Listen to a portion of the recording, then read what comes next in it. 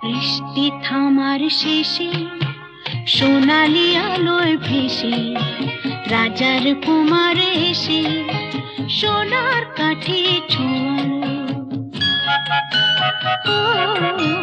বৃষ্টি থামার শেষে সোনালি আলোয় ভেসে রাজার কুমার এসে সোনার কাঠি ছোঁয়ালো।